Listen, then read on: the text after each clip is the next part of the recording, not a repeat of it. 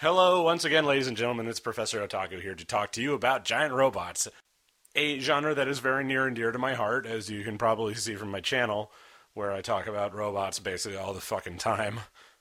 Almost. Here's the thing: Mecha Anime used to be anime. That was what you got. You got your Robotech. You got your weird stuff like Orgus would come out, or Gundam Wing would be on TV. And then you get some weird kind of one-off shows, but you could reliably expect that in America, people associated robots and anime. I'm talking about like 1997, 98, 99, 2000, basically up until about 9/11. There's some speechifying I can do on that I'll get into later.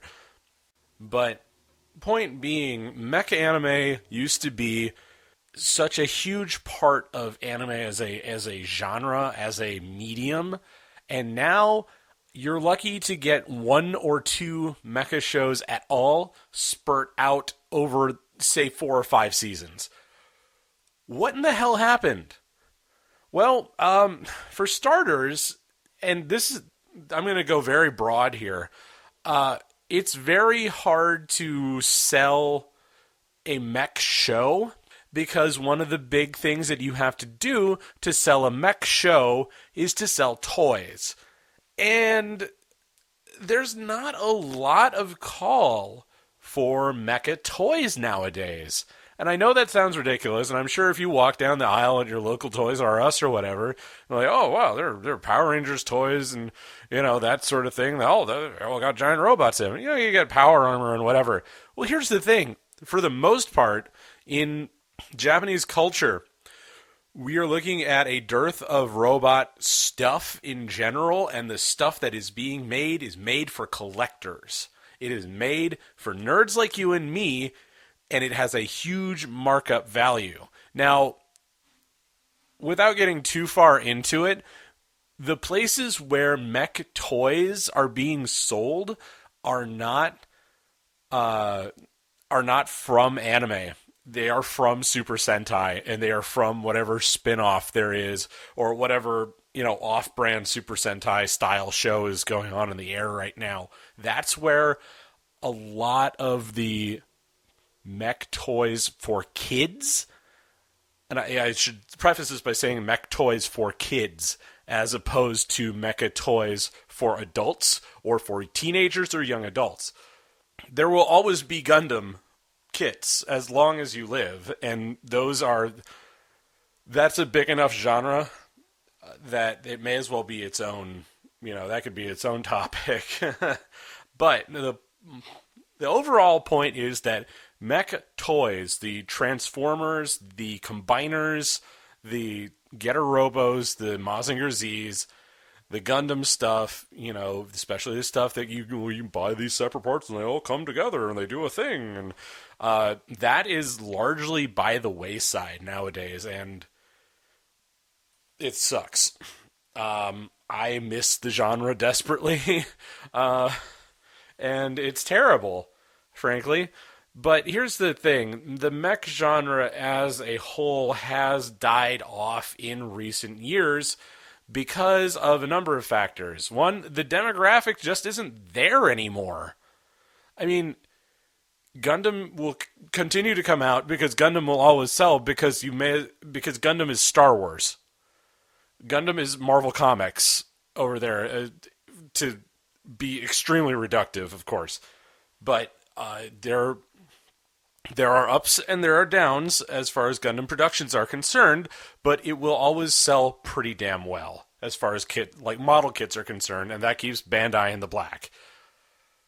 That being the case, the smaller stuff, and I'm saying smaller compared to Gundam, which is like saying that Warner Brothers is a smaller company, is a smaller production company compared to Disney, which is an important distinction, mind. But point being, the smaller stuff, especially the stuff that's been going for a long time, stuff like Votoms or Macross, specifically Macross, which is really the only really the only competitor that Gundam has, and even that's being a little bit genteel about it.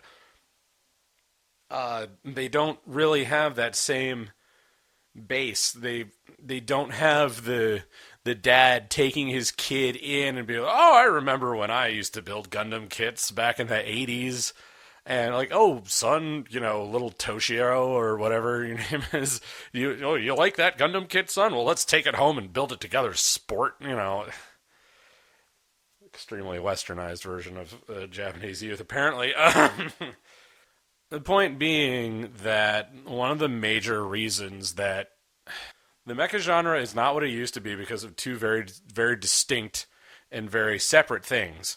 One, Gundam is so goddamn big that it basically takes up all the toy shelf with its perfect grades, with its master grades, with the high grade UC, with whatever show is coming out, what got reprinted, premium Bandai stuff, that sort of thing.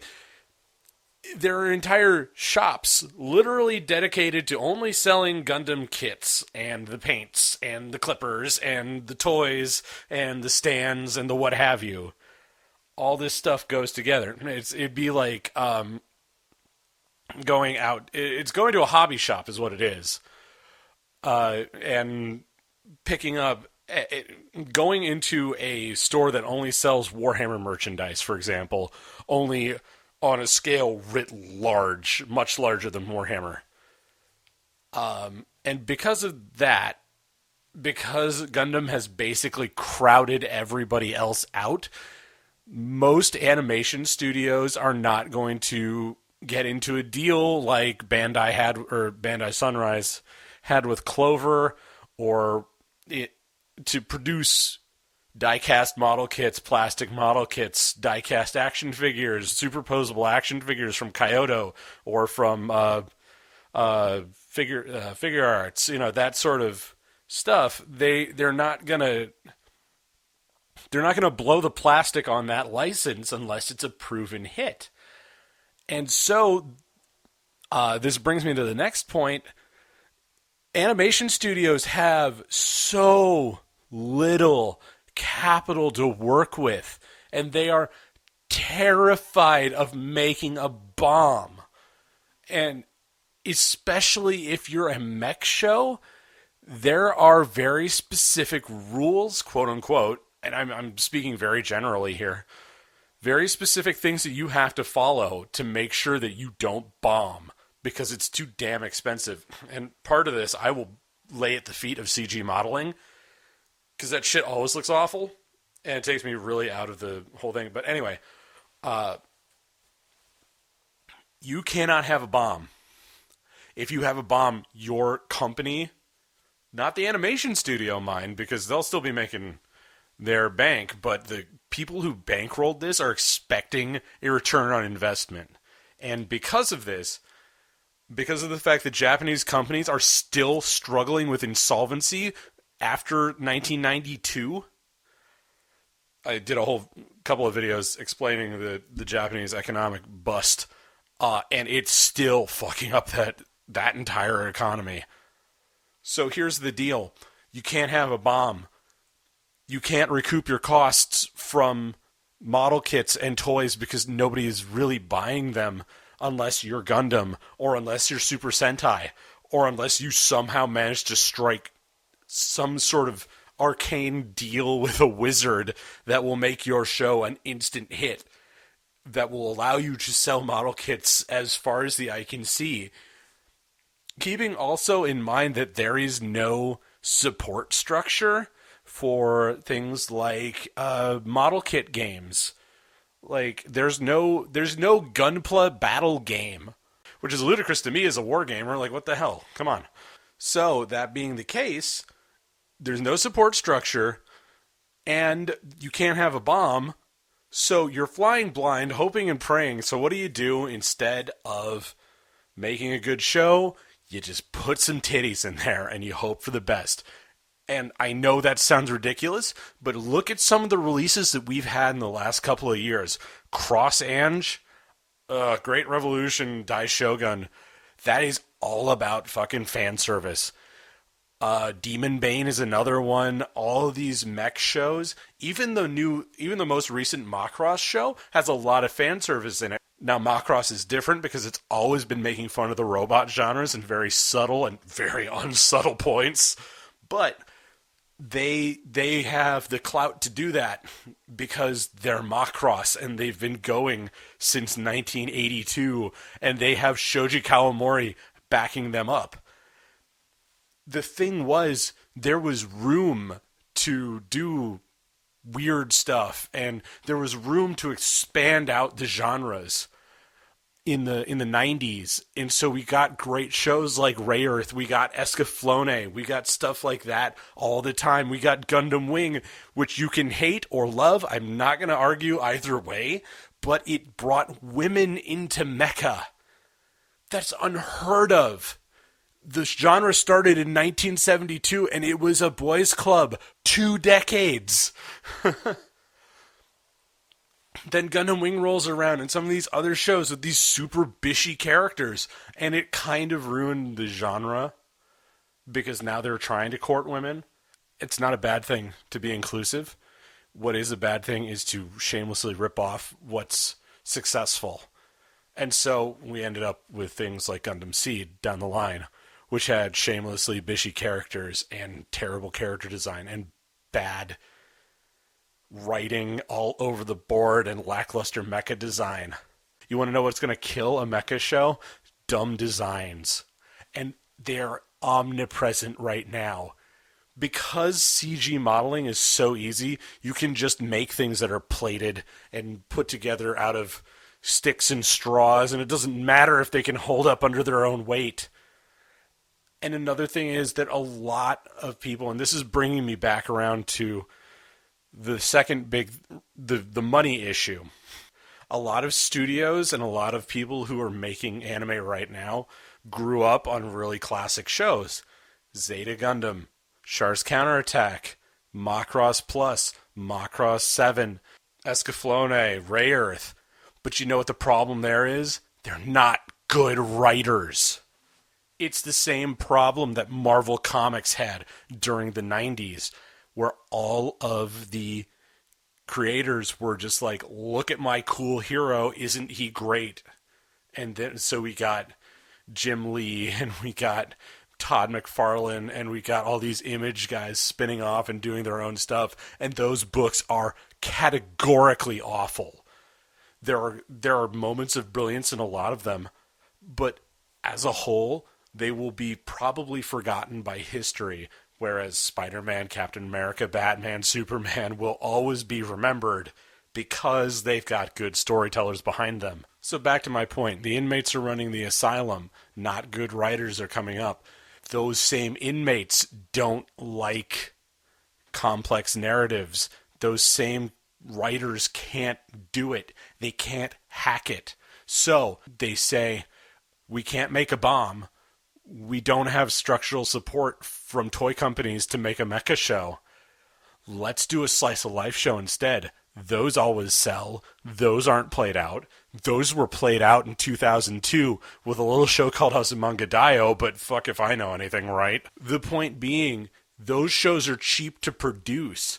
Those shows will turn a profit regardless of what happens. And because Japanese companies are so risk averse now, there's nothing that you can do about it. So when a show like Drifters, which takes even the slightest bit of risks with its character designs, or when a show like Tiger Mask is like, hey, you remember that thing we did in the 70s? Let's do that again, comes out. And I'm just using these as an example because they just came out this year. Or when they produce, Gundam The Origin and people eat it up, or Gundam Thunderbolt, and people are like, oh my god, why don't they do this all the time? Well, it's because nobody out there is good enough to do it anymore. It's too expensive. And maybe it's too expensive, but it's not profitable. It's not immediately profitable, and it's not safe. This is the same reason why we got a whole bunch of shitty Final Fantasy games. This is the same reason why a lot of these Japanese games that come out have like one or two cool ideas, but they never really, make it into the mainstream. So it's not immediately profitable anymore. It's not a sure thing. It's not safe. The writers can't do it anymore, and they'd rather produce these fucking moe bullshit shows because real women make their dicks scared. And I know this sounds like an indictment, but look at even the most basic shows like, again, like Drifters or Tiger Mask, which are good, maybe even approaching greatness. Depends on how those next seasons go, but I wouldn't call Tiger Mask W a instant classic. I don't know if I'd ever go back to it if I wasn't watching it weekly, but it stands out so much in a flood of high school girls that has been there for literally a decade and a half now. This was not the state of anime a decade and a half ago. This was not the way that anime was being produced in 2002. This was not the way it was being produced in the 1980s and wasn't 90s, even into the 70s, like when it was still an extremely experimental genre. But now, because we have this crippling fear of shows that bomb, and because production costs continue to go up even though the shows still suck balls, I'm looking at you, Dragon Maid, we are in a situation where mecha is almost dead. It is on life support, and the only thing that is keeping it really alive is Gundam, Macross, and boobs. Which is ridiculous to me. The idea that you can't sell a mecha show unless it has this Bakunyu bullshit flying through it. And I'm thinking of, again, Great Revolution Daishogun. I'm thinking of Dami Dialer, which is about a robot that has a big jerk-off arm. I'm thinking even of Line Barrels of Iron, which was a shit show from start to the end. But, you know, it was all about, oh, gotta honk these titties, I'm a bad guy, look at me. It's all that. Cross-Ange is a big example of this, where it's just, oh, look, it's boobs again. Oh, let's put some aggravated sexual assault in there. Just make a show about the goddamn robots already. Here is my final point. And if you have to remember anything about this entire rant, let it be this. Mecha shows aren't getting made right now for two reasons. One, there's no way for them to make money. And two, the anime industry is not good enough to make mecha shows anymore. And I know that from all the stuff that we see, like every day on Crunchyroll, it sounds ridiculous. But it is true and will continue to be true. And I don't have any real good explanations or ideas on how to fix it. All I can say is I miss it. All I can say is keep buying Gundam releases that Right Stuff puts out. Keep buying those model kits. You know, you gotta vote with your dollar. And if all your dollar is going to is what Dragon Maid or whatever weird slice of life show, oh, look at me, it's got the big cheeks and the dumb eyes, whatever, that came out this year, well, that's all you're ever going to get. Because it keeps being profitable. And unless Mecha starts being profitable, I don't know where it's headed, but it seems like it's going into a topspin into the dirt. And on that day, I will be the saddest man alive. So hopefully this is anything remotely resembling coherent, and maybe my editing skills have brought it up to snuff. But I hope that's what you're after. But I hope you learned something about me, about the topic, and maybe even a little about yourselves. So until next time, this is Professor Otaku signing off.